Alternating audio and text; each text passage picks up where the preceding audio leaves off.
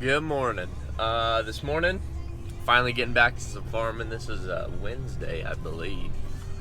But been putting in some sprinkler systems this past couple days. Too dry to do any farming, so figured might as well finish up some housework. But today I'll be back in the shop doing a little maintenance. But until then, I gotta run this trencher back to Lamar, and then I'll see you guys at the shop.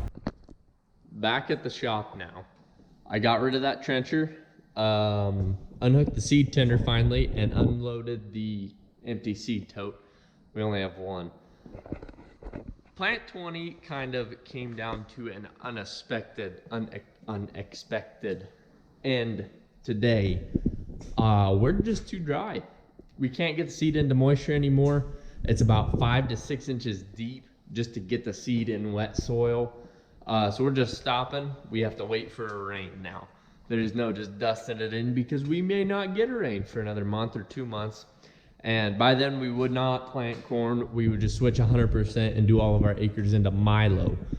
Milo is a later plant date just because it doesn't take as long to mature fully. It's a pretty fast growing crop. So in about 2 weeks, if we don't get any rain, then we'll roll into white Milo. If it does rain anytime after that, but if it doesn't, then we just will go ahead and not plant any fall crops this year, and then it'll all just go into prevent plant acres, thus being drilled into wheat this September. Kind of pretty sad time to have to deal with just not getting the crops in, not being able to get the crops in, having the time.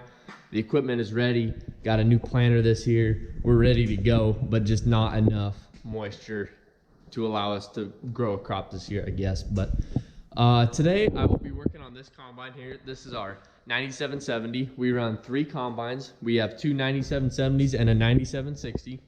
Every year we send one of these combines down to John Deere as part of their fall or spring program. What they do is they just go through the combine for us. They find all the parts that need to be replaced. Broken parts, worn out, whether it's belts, anything, pulleys, bearings, whatever's on the combine, they will go through it in an inspection. Then they send it back to us along with this big pile of parts. We can either have them replace some of the harder things, or just have them send it all to us. Well, this year we just had them send it all to us. It wasn't too complicated, just a couple belts, bearings, bolts, then the tailings elevator, as well as the clean grain elevator. Just the chains were worn out on our old ones. Paddles are getting worn out, so we're just going to go ahead and replace both of those. But maybe a couple days, 2-3 days of working on the combine. Not too much. Shouldn't be too difficult, I guess. So I'm going to go ahead and get started on this combine. Maybe get some of the easier things accomplished today whenever I don't have help. There's a few augers that needs replaced, and I can't lift those up to the top by myself, so I'll have to wait to do those another day, and whenever I can have some help and maybe someone to help me lift them up to the top. But other than that, I think we'll get started.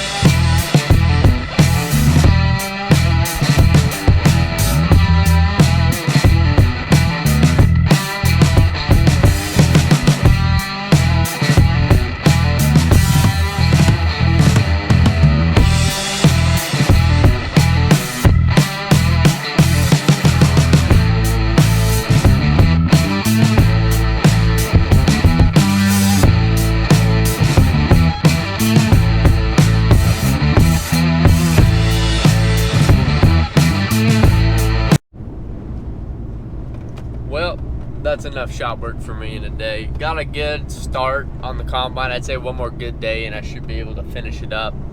Got most of the heavy, hard stuff done. So now it should just be the easy, kind of tedious work, not too hard, just time consuming. But I'm on my way home now. Wind is blowing about 30 miles an hour, and I want to show you guys the classic Southeast Colorado dust storm.